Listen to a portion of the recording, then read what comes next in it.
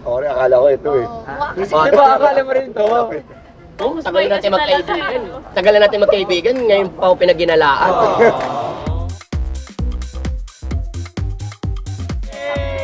Iba yung setup natin ngayon, ha?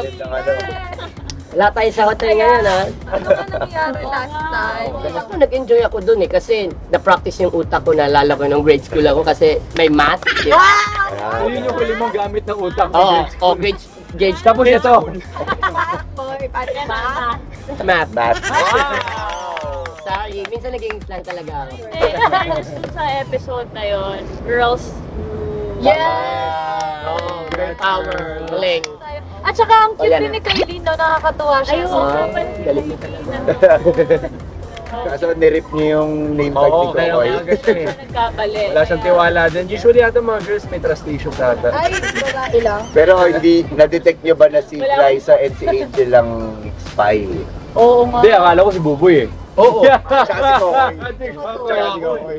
Ikaw yung number 3 ko eh. 1, 2, 3. Okay, akala ko ito eh. Di ba akala mo rin ito? Oo, tagal na natin magkaibigan.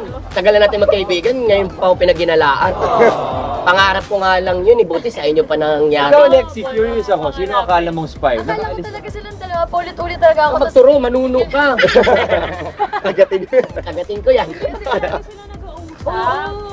Tsaka mukha kayong mga demonyo sa gilid. Kaya kami nag-uusap kasi nga hinuhuli din namin kung sino talaga sa inyo. Kasi nga akin, ang number 1 ko ikaw at saka ito.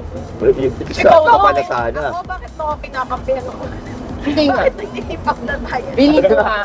Oo nga naman. Tutol yun eh. Hindi, feeling ko nga kaya niya ginagawa yun kasi syempre nakakaamoy na ako na ito nga yung... Di ba amoy mo? Ba't naamoy mo? Nakaturo ka dun, Ano?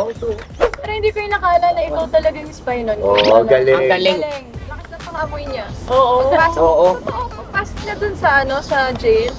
Andun ako eh, hindi ko nga alam. Ayoko pa sana puntahan yung jail kasi sabi ko ayoko dyan. Oo, ayoko dyan. Baka mapaupo daw siya eh. Wala na doon.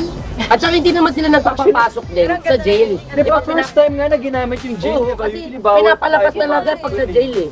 So paano nga maiisip, di ba? Sampung ikot yata ako sa second floor tsaka sa first floor. Walang hirap talaga. Nawala na ako ng pag-asa.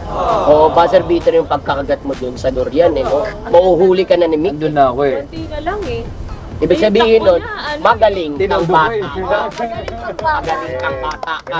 Good job. Congrats, Lai and Angel. Congrats sa mga Spice Girls.